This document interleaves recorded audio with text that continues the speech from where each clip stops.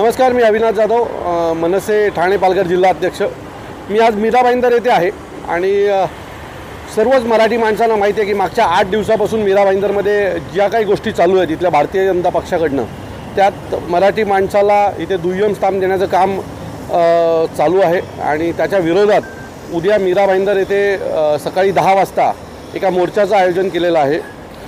काही वेळापूर्वी माझी पत्रकार परिषद सुरू होती आणि पत्रकार परिषद सुरू असताना मला एक नोटीस आली आणि ती नोटीसमध्ये मी आणि शहर अध्यक्ष संदीप राणे आम्हाला दोघांना उद्या आज रात्री 12 वाजल्यापासून उद्या रात्री 12 वाजेपर्यंत मीरा भाईंदर येथे येण्यास बंदी आहे। मला माहीत नाही आहे सरकार मराठी माणसाच्या बाबतीत असं का करते। ज्या व्यापाऱ्यांनी मोर्चा काढला त्यांच्यावर कुठल्याही प्रकारचे गुन्हे झाले नाहीत, परंतु आम्ही मोर्चा काढायच्याच आधी आम्हाला घाबरवण्यात येतं आहे।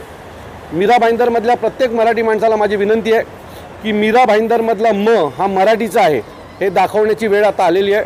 त्यामुळे मीरा भाईंदरमधल्या प्रत्येक मराठी माणसाने तुमचं अस्तित्व टिकवण्यासाठी आज या लोकांनी एक वातावरण तयार केलेलं आहे की मीरा भाईंदरमध्ये मराठी माणूस कमी आणि बाहेरची लोक जास्त आहेत। सो या सगळ्यांना उत्तर देण्यासाठी मीरा भाईंदरमधले जेवढे भूमिपुत्र आहेत, जे स्वतःला मराठी मानतात, जे मराठीवर प्रेम करतात, अशा प्रत्येक माणसांनी उद्याच्या मोर्चामध्ये सहभाग घेऊन कायमस्वरूपी मीरा भाईंदरमधल्या नेत्यांना दाखवून देऊया की मीरा भाईंदर देखील मराठी माणसाचं आहे। तुर्तास थांबतो। जय हिंद, जय महाराष्ट्र।